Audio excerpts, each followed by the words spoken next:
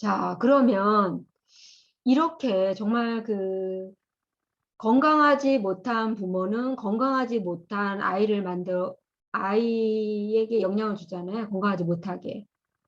그러니까 성격 장애자 부모는 또다시 성격 장애자의 자녀를 만드는 거예요.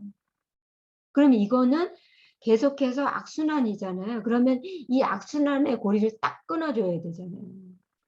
그러면 어떻게 성인 아이를 치유할 것인가? 치유 방법들이 있어요. 첫 번째로 이제 큰 접근 방법이 있는데 심리 영적 접근이에요. 심리 영적. 자, 이 중에 첫 번째는 문제점이 무엇인지 파악하도록 조력하는 거예요. 도대체 왜 그런 중독적인 행동을 할까? 왜 그럴까? 자, 계속해서 술을 마셔요? 그럼 계속해서 술을 마시는 원인이 있을 거 아니에요? 예전에 아주 그냥 술에 이렇게 그냥 중독이 된 그런 사주의 프로가 있었어요.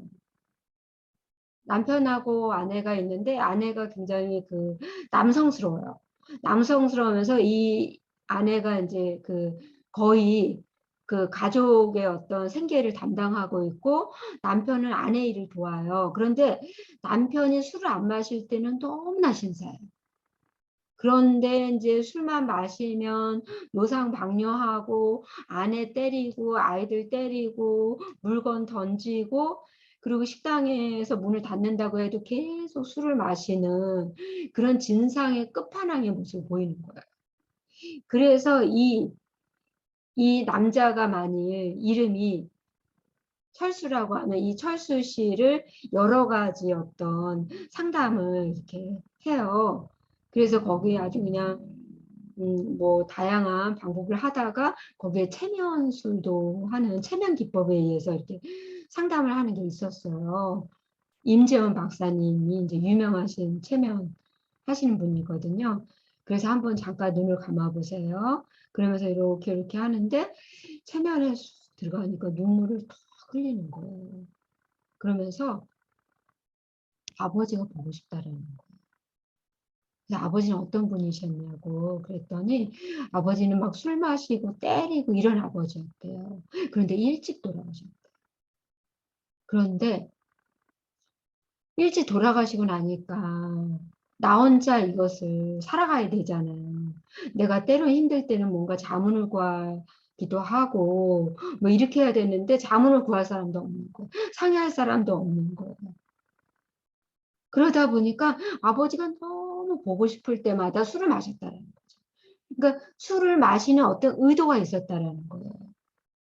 그러니까 이 남자가 철수 씨가 술을 마시는 이유는 아버지를 그리워해서 아버지가 보고 싶을 때마다 술을 마셨다는 거예요.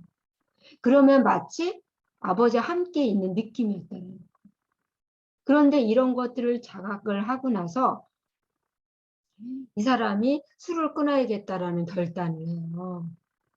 그래서 단주 프로그램도 진행을 해보고 그다음에 외적인 것도 바뀌면 우리가 태도가 달라지잖아요.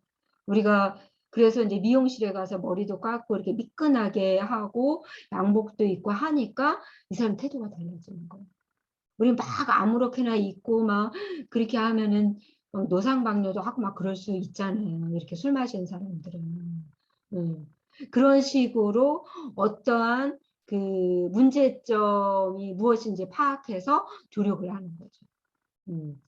그래서 이런 문제점에는 이런 중독적인 것도 있고 강박적인 것, 또 동반 의존성, 깊은 공허감이나 좌절감, 뭐 불안증, 우울증, 거절감 이런 것들이에요. 두 번째는 문제점이 어디서 왔는지 파악하는 거예요. 뭔가 그런 어떤 만약 좌절감을 느낀다든지 우울감을 느낀다든지 뭐 이러면 그건 어디선가 원인이 있잖아요. 제가 예전에 청소년을 상담을 하는데 아이가 HTP 그림을 그렸는데 다리가 없는 거예요. 그래서 왜냐면 이 사람을 그렸을 때 신체 어떤 부분이 없다라는 것은 어떤 부분에 대해 외상이 있는 거거든요. 그래서 그 아이가 어떤 그런 약간의 어떤 이상 증상을 보였어요, 학교에서. 어. 그래서 그 아이를 상담을 해보니까 할아버지, 할머니로부터 엄청난 폭력을 당했던 거예요. 그 폭력의 흔적이었던 거예요. 그러다 보니까 그런 것이 이 아이로 하여금 불안하게 만들고 문제 행동을 일으키게 하고 어떤 폭발적으로 분노를 발산하게 하고 막 이런 여러 가지 증상이 있었던 거예요. 그래서 그런 원가적 작업이라든지 이런 발달 단계 미해결 이런 것들을 파악을 해보는 거예요.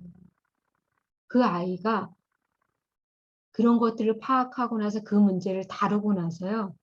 그거로부터 자유로워졌어요. 학교 생활 잘하고 지금 이제 대학생으로서 여대생으로서 잘 학교를 다니고 있거든요. 그리고 내담자 통찰을 조력하는 거예요.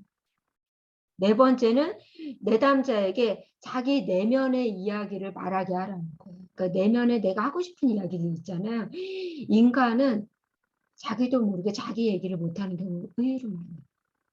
저도 상담하다 보면 특히 남자분들은 그 얘기를 해요. 선생님, 사실 이 얘기는 선생님한테 처음 하는 거예요. 제가 이런 얘기를 선생님에게 하리라고는 상상도 못했어요. 그러더라고요. 고뇌들 있잖아요. 남자들의 고뇌, 힘든 거 이런 거 있잖아요. 그런 것들을 말하게 하라는 거죠. 또 미래의 이야기를 가지도록 조력하는 거예요. 꿈이 있으면, 희망이 있으면 지금 아무리 힘들어도 견뎌내거든요. 그러니까 미래에 어떻게 살고 싶어요? 미래는 어떻게? 그러면서 이제 미래의 어떤 이야기를 가지도록 조력하는 거죠. 그리고 다섯 번째는 이 부분이 중요해서 제가 별표를 여러 개 하라고 하고 싶어요. 그러니까 미래의 이야기를 가지도록 조력하는 것은 성인 아이 내담자의 스토리, 긍정적인 자원이나 새로운 무언가를 삽입하여 새로운 미래적 이야기를 설계할 수 있도록 돕는 거예요. 이것이 여러분 가족 상담에서는 이야기 가족 치료예요. 그러니까 대안적 이야기를 쓰라는 거예요. 왜냐하면 내담자는 내담자의 이야기를 들어보면 좀 이야기가 좀 허술하고 뭔가 빈약하고 뭔가 이렇게 부정적인 부분이 많거든요. 그런데 거기에 긍정적인 자원, 새로운 것들을 넣어서 조금 더 밝고 좋은 어떠한 대안적인 긍정적인 이야기를 쓰도록 하는 거죠. 이거는 뭐 상담할 때 저는 거의 모든 상담에 이 이야기 가족 치료를 해요. 그래서 뭐 여러분 제가 잠깐 뭐 예전에 애니어그램 하면서도 언급했었잖아요. A 각본, B 각본, A 각본과 B 각본을 보고 나만의 시의 각본을 창조적으로 만들어내는 거예요. 그 시 각본이 창조적인 어떻게 보면 대안적 이야기예요. A는 그때 쾌락 원리에 그렇게 빠진 이야기잖아요. B는 뭐예요? 좀 합리적인, 통찰, 어떤 통합된 이야기잖아요. 근데 A와 B를 보고 나만의 삶을 내가 이야기를 만들어 나가는 거예요.